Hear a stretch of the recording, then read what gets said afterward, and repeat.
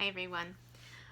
So it is Scorpio season, and I have a sun in Scorpio and other planets in Scorpio. I have a lot of Scorpio energy, and I always like to speak to the energy at this time of year because people are typically interested in Scorpio energy and drawn to Scorpio energy if they get excited about Halloween and All Saints Day and the veil being very thin.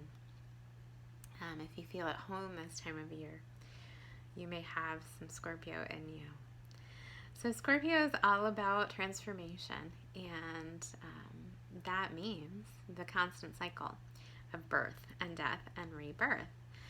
That means that death is always near. It is always close. Many Scorpios connect with the dead. They are mediums. They feel spirits around them or see spirits around them. Not just Scorpio, but that is very much Scorpio energy, to have that always present. And to kind of understand the futility of life. So I have lived with very dominant Taurus energy throughout my life, not from myself, but from outside of myself.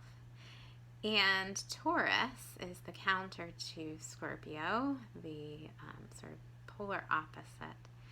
And Taurus is all about producing and enjoying the product, enjoying material things. And I think that Taurus often feels that futility as well that Scorpio feels.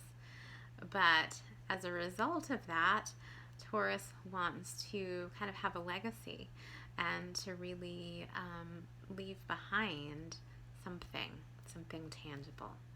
Scorpio is the opposite. Scorpio often has a hard time even getting started because they understand the futility and they kind of stay in that. What is the point? It can be difficult to live in this world that is so focused on the material and on the end result. Even within spirituality and energy work, so focused on manifesting and what is it that you are trying to create or produce. We are here for the process. Scorpio is about the process. So when I do things because I feel drawn to do them, because I just go with the flow of it, with whatever is kind of flowing through me. I follow that. I don't know where it's going, and I don't want to. I do not have a goal in mind. I let the outside world and the universe that I believe in, that I believe provides for me and protects me, I allow that to be my boundaries. I know that if I am putting out my own authentic, true energy into the world, that I will be led and I will be guided, that my flow will be guided. That is so very counter to the world and the way the world works. And it is very much feminine as opposed to masculine energy. Feminine is this flow. Water is more feminine. Scorpio is a water sign.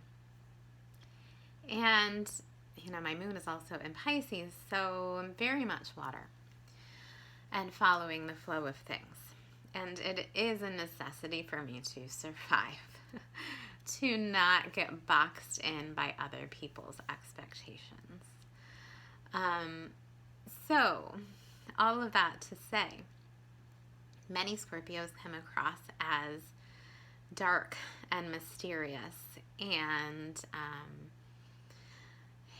rebellious, kind of stuck in that sort of badass mentality. That is because the world that we live in is so completely opposed to our truth. And as I was thinking about this recently, I got the image of a character from a show that I really enjoyed as a child, which was Fraggle Rock. And the character was the compost heap, Marjorie the compost heap. I think they called her the trash heap, but it was basically like a big pile of compost. And I loved it in this show. I didn't realize at the time why, but I really resonated with this character. And she was wise. She was like a sage. Everyone would come to her for wisdom. And the little rats that were around her were kind of her minions who pretty much worshipped her. And she was just trash. But it made so much sense to me on this, subconscious level, that here she is, constantly transmuting the old, the stuff that people dump on her, the garbage, into something fertile, into something fresh and new, into something that can be used for growth. And she was honored for this in this show. And I so appreciated that. And that is the reality.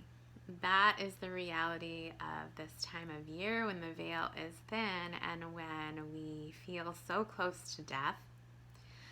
And when we kind of celebrate that, we remember our ancestry. We recognize that we are what remains of them.